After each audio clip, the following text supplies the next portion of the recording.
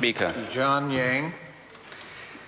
I would like to commend the Social Services Committee on its thought-provoking report that raises very important questions around the way we deal with child offenders.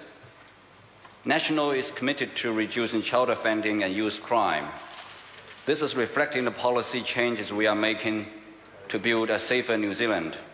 Over the past 12 months, our youth justice reforms have halved the number of youth needing to be held in security units. But we need to continue this work. We need to ensure that today's child offenders do not become tomorrow's career criminals.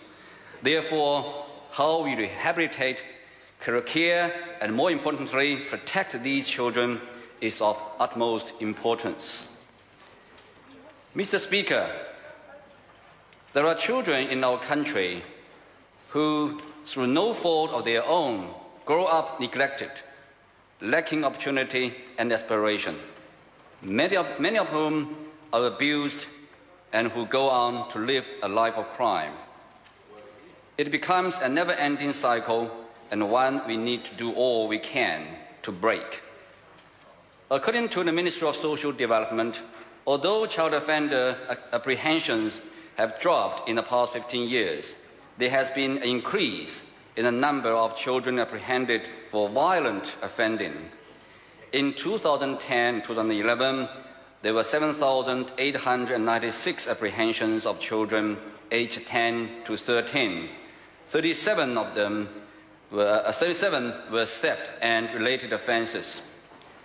The issue of child offending is not new. A study in 1996 found that most child offenders had the marks of inadequate care and or abuse, and showed the consequences that might be expected from ill treatment. They were difficult to manage, both at home and at school, failed to learn, ran away, and experimented with alcohol and other substances. At least a third came from families with a history of alcohol or substance abuse and or criminal involvement. We know many young offenders lack self-esteem, have uncertainty in their lives, and no sense of purpose or direction. They need help. And as lawmakers, we believe we can do better. We know that some child offenders continue offending after they are caught. However, often this offending is not addressed because we lack effective tools to deal with it. This interim offending needs addressing.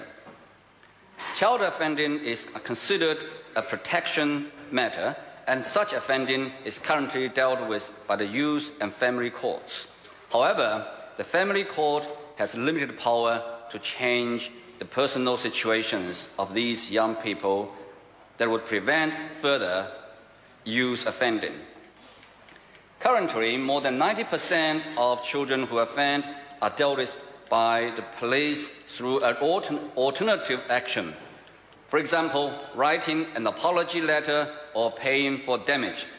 Many of them do not enter the justice system. We acknowledge there is a challenge before us to ensure that the systems we have in place are effectively addressing the issue of child offending so that today's child offenders do not become tomorrow's career criminals. Mr. Speaker, the focus of this national-led government is on building a safer New Zealand, and we've embarked on a comprehensive program of reform to protect communities, prevent crime, and put victims first. We are staying tough on criminals, keeping record numbers of police on the beat, and ensuring the justice system focuses on the rights of victims. And we are firmly committed to reducing child offending and youth crime.